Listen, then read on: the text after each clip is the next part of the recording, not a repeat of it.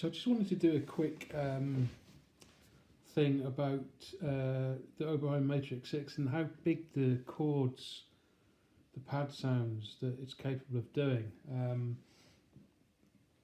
Now what I was going to do, I'll play the sound first of all, and then I'll sort of take you through the key components of what makes the sound up, because these synths, I've had it for a long time and it can be a pain in the arse to program, I'll be honest with you.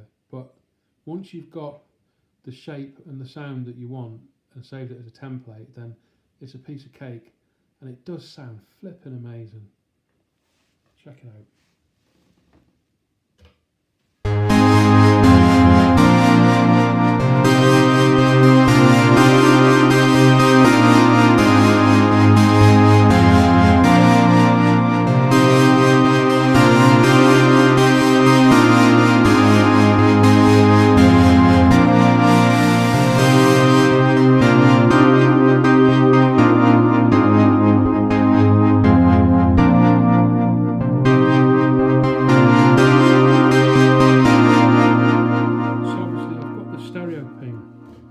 Controller, the 1016R, which is amazing, to be honest.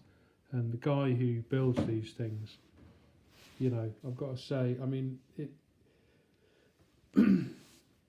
I still do most of the programming from the front panel, but having the controller to tweak the filter in the envelopes is amazing, and it really does bring a lot to the synth. Having the controller, not massively, well, it's 300 odd quid, 329 quid or something, which is, you know, it is a lot of money. But if you've already got one of these, or a Matrix 1000, I would definitely say that having one, getting one of these really does, you know, it turns it into a whole different instrument. And the thing is, I'd love to hear. I really want an OB6, I'll be honest, the Tom Oberheim OB6. Dave Smith Instruments, Tom Oberheim OB6, but they're about £2,000.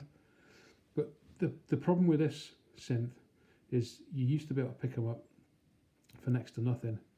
But sort of 10 years ago, when the whole synthwave thing kicked off and Comtrues and all that lot started using them, they've gone up in price. So you're looking at about 700 quid for one of these now, whereas they used to go for about 200 flipping quid. So 700 quid plus 300 quid for one of those. So you're looking at £1,000 really. Whereas an OB6 is a couple of grand. Obviously it's twice the price, but who knows. But there's something about the sound of this, the Oberheim Matrix series, that I just absolutely love it. And I'm not sure I'd even want. I really like the Matrix 6 because there's plenty of programming there for it. But if you had a flipping, Matrix 12 or an expander, there's so much programming, it's just too much, and I think you'd get lost. I think there's plenty in the Matrix 6 to make big sounds. Well, I'll do it again.